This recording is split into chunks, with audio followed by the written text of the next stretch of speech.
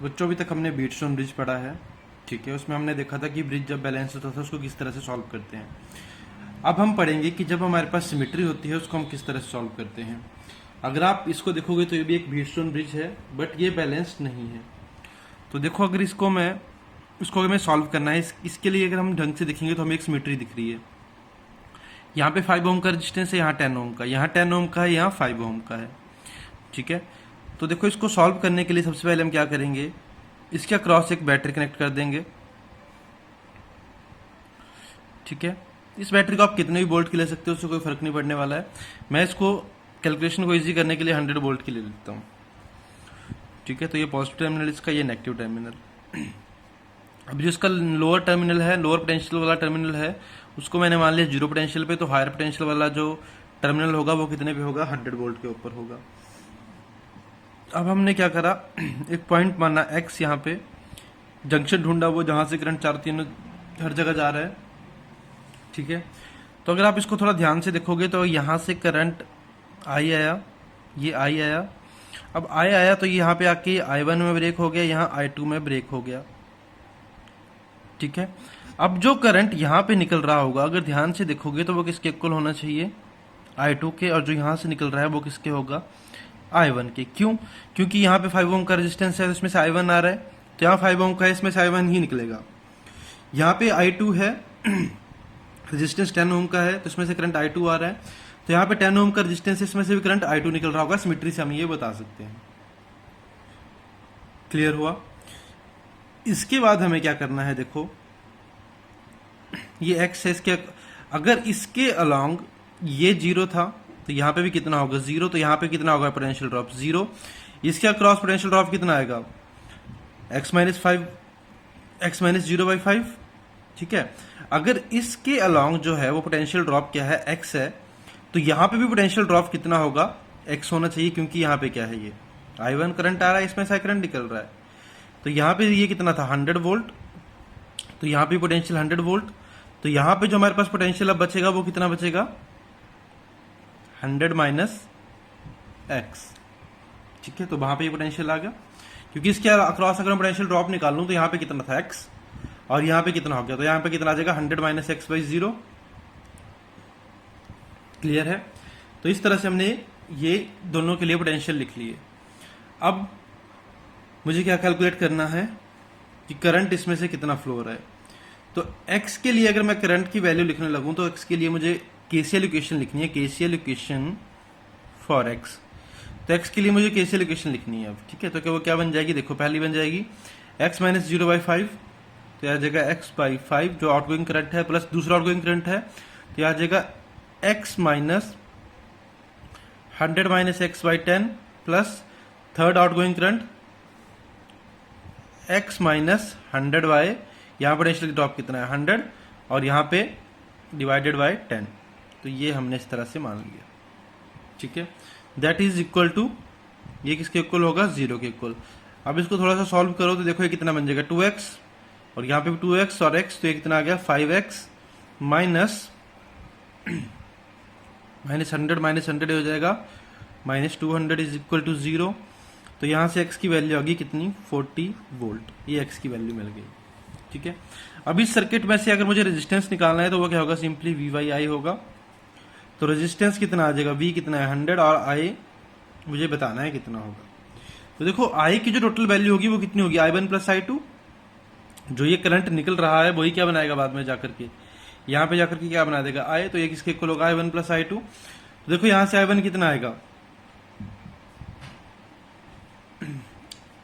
x minus 0/5, तो यहाँ पे आ जाएगा x/5 प्लस इसके लिए, तो ये कितना आ जाएगा 100 माइनस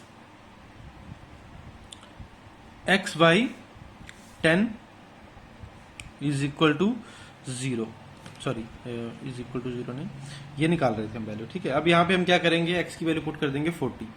तो r कितना आ गया, 100/40/5, 8 प्लस 100 माइनस 40 कितना हो जाएगा, 60, और डिवाइडेड बाई 10 तो 6, तो कितना आ गया ये 100/14, that is equal to 50/7 volt.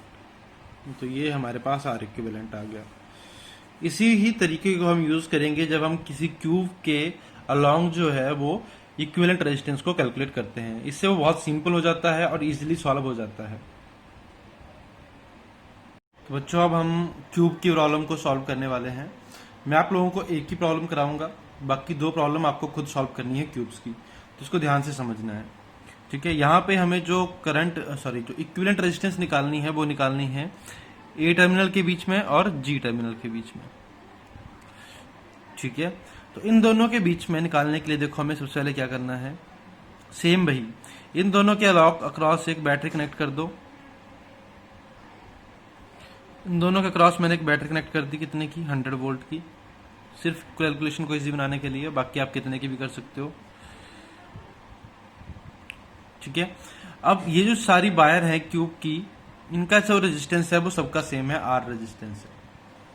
ठीक है, तो यहाँ पे जो करंट आएगा वो इक्वली डिवाइड हो जाएगा, इस डायरेक्शन में भी I1 जाएगा, यहाँ पे भी I1 जाएगा और इधर को भी I1 ही जाएगा। ठीक है, अगर I जो आएगा वो तीनों में इक्वली डिवाइड हो जाएगा।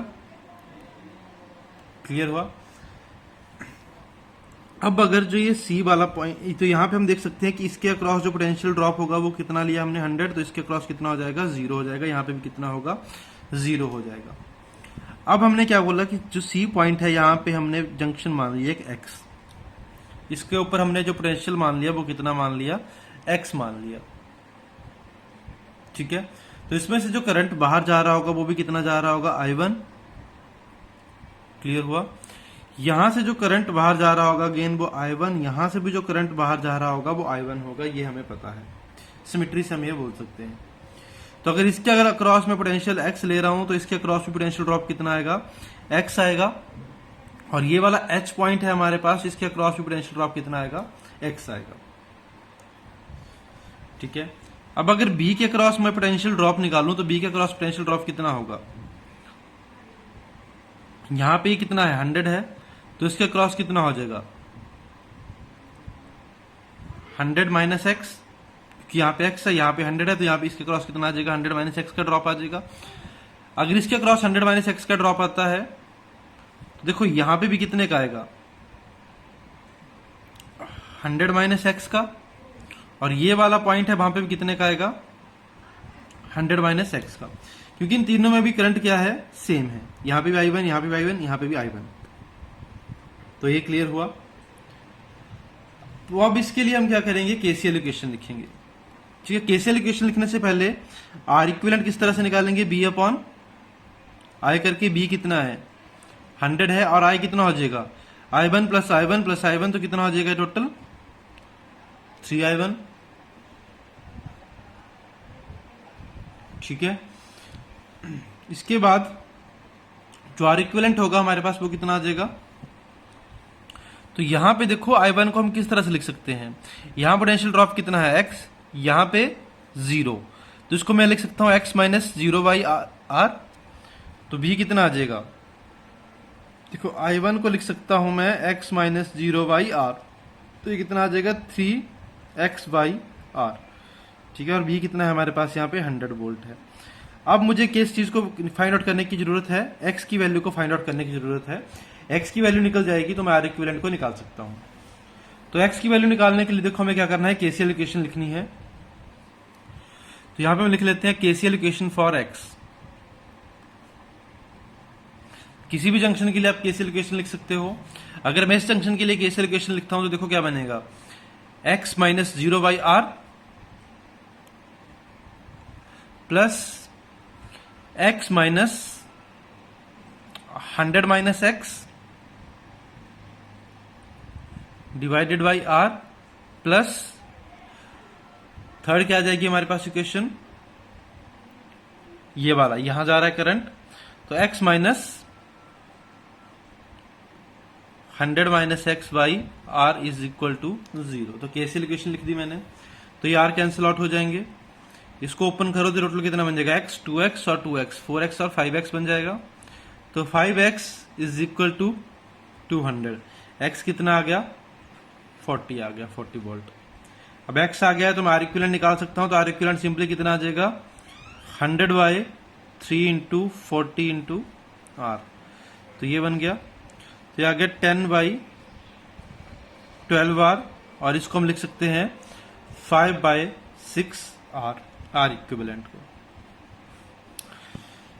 ठीक है, तो बच्चों आपको क्या करना है, इसके 3 केसेस होते हैं क्यूब के निकालने के लिए। ये था जो फार पॉइंट है, जो दोनों सबसे ज्यादा फार दूर है एक दूसरे से। उसके बाद आएगा डायगोनली अपोजिट पॉइंट, तो डायगोनली अपोजिट एक ये एक सी। उसके बाद अब थर्ड केस होता है फेस का, ए और बी के बीच में। ठीक है, तो इस तरह से हमें 3 केसेस होते हैं। तो आपको कोशिश ये करनी है कि आप लोग इन तीनों के लिए जो वैल्यूज हैं उनको डायरेक्टली याद रख पाओ। बहुत सिंपल सी वैल्यू होती है तीनों की, क्योंकि आप लोगों के पास इतना टाइम नहीं होगा एग्जाम में कि आप लोग अगेन इसको सॉल्व करोगे। अगर बोर्ड्स में इस तरह का न्यूमेरिकल पूछा जाता है तो आप लोग केसीएल इक्वेशन लगा के सॉल्व कर सकते हो, बट अगर कंपटीशन में पूछा जाता है तो आप लोगों को डायरेक्टली रिजल्ट याद होने चाहिए, क्योंकि डायरेक्टली रिजल्ट याद होंगे तभी आप लोग जो है इसमें टाइम बचा पाओगे इस तरह के न्यूमेरिकल्स में। और 3 स्टैंडर्ड केस हैं ये। पहला होता है फार पॉइंट, जो 2 पॉइंट सबसे दूर हैं। अब 2 पॉइंट सबसे दूर आप कोई से भी ले सकते हो, आप बी और एच ले सकते हो। ठीक है, ये दोनों सबसे दूर के पॉइंट है, इन दोनों से आप अक्रॉस आप निकाल सकते हो। डायगोनली अपोजिट कौन सा है, ए से बी है और बी का डी है, तो आप इन दोनों के ऊपर क्रॉस निकाल सकते हो, सेम ही वैल्यू आएगी। और थर्ड केस होता है फेस वैल्यू, ए और बी के बीच में। ठीक है, तो आप लोगों को मैंने पहला केस करा दिया डायगोनली ये वाला।